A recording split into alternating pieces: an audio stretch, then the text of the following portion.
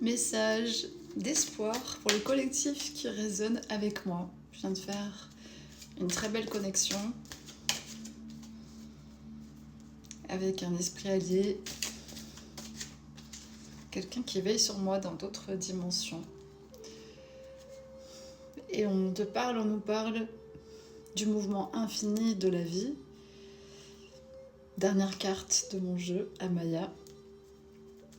Une énorme conclusion de multiples vies pour ceux avec qui ce concept résonne, pour ceux qui le ressentent comme une réalité, une vérité pour eux.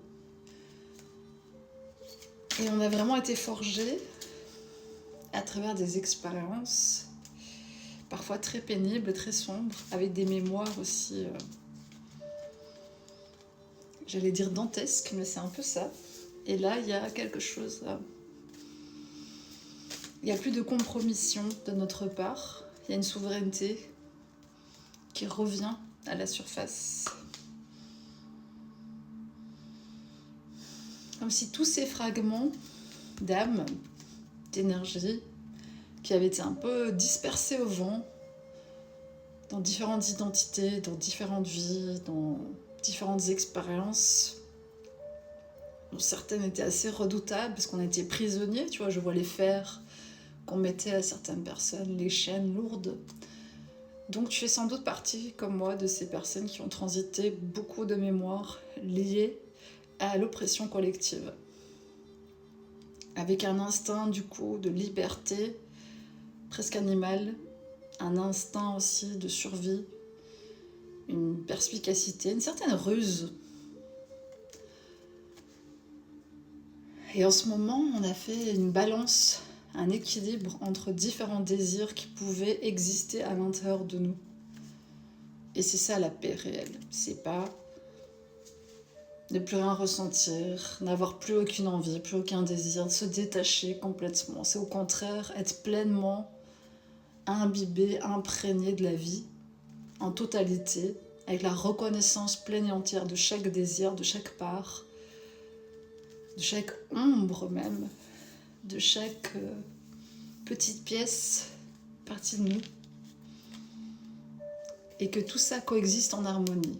Ce qui est en nous, comme ce qui est au dehors, c'est exactement ce dont ce monde a besoin, puisqu'on a besoin pour avoir la paix, pour vivre tous ensemble dans une société équilibrée, que chacun trouve sa place, qu'on puisse s'harmoniser. Et pour qu'on puisse s'harmoniser les uns avec les autres, chacun avec nos tribus de cœur, et nos affinités particulières, nos manières d'être, nos cultures, nos habitudes, nos traditions, etc., qui peuvent être vraiment merveilleuses et qui apportent de la richesse, de la diversité dans ce monde, eh bien il faut qu'intérieurement, en nous, d'abord, cette paix soit faite.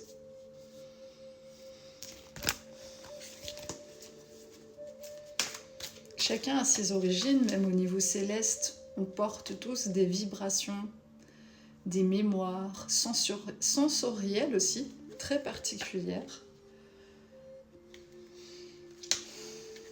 Et cette grenouille toxique, elle vient vraiment nous avertir. Elle est visible. Aujourd'hui, en fait, la toxicité est visible. La vérité, elle est visible. Elle se montre, tu vois, j'ai envie de dire qu'elle se montre dans son plus bel habit de lumière, par moment d'ailleurs. Elle est là. Elle te montre. C'est plus un secret. Beaucoup de choses ont été désarchivées maintenant. Donc c'est à chacun, chacune de faire les choix qui lui reviennent et qui lui appartiennent, de choisir de quoi il se ou elle se saisit. Cet arbre en fleurs, il revient beaucoup en ce moment. Pour nous, il y a un point de conclusion, il y a un point d'arrivée. Et c'est un point de départ en même temps, puisque ça relance notre existence sur une nouvelle ligne. Une trame beaucoup plus vaste. Encore une fois, ça c'est vraiment l'équivalent. Dans mon deuxième jeu ici, le jeu de Gaïa, c'est vraiment l'équivalent. Le lotus flamboyant, c'est cette émanation pure quand le travail du cœur a été fait, quand cette épuration profonde, cette acceptation de soi dans toutes ses parts, cette acceptation du monde aussi, de l'autre, et des choix clairs, il y a une passion. Il y a une passion qui déborde, qui est contagieuse. Il y a une vérité, une identité, une énergie qui remonte à la surface et qui est très puissante. Énergie de vérité, j'appellerais ça comme ça, d'intégrité, de dignité. Un moment où l'harmonie, elle est intégrée en soi. Danser entre le ciel et la terre.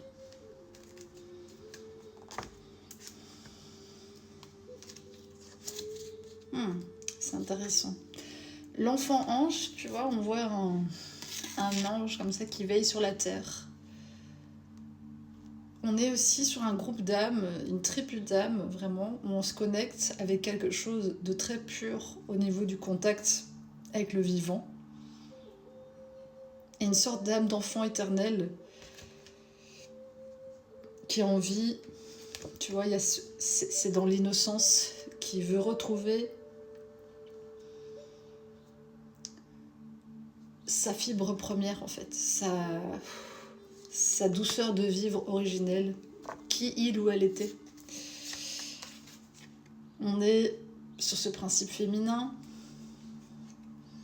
qui se révèle, qui se relève, qui se transforme indéfiniment, et aussi des personnes qui connectent très fortement aux esprits ou à l'esprit, au grand esprit de la nature, pour des raisons diverses et variées.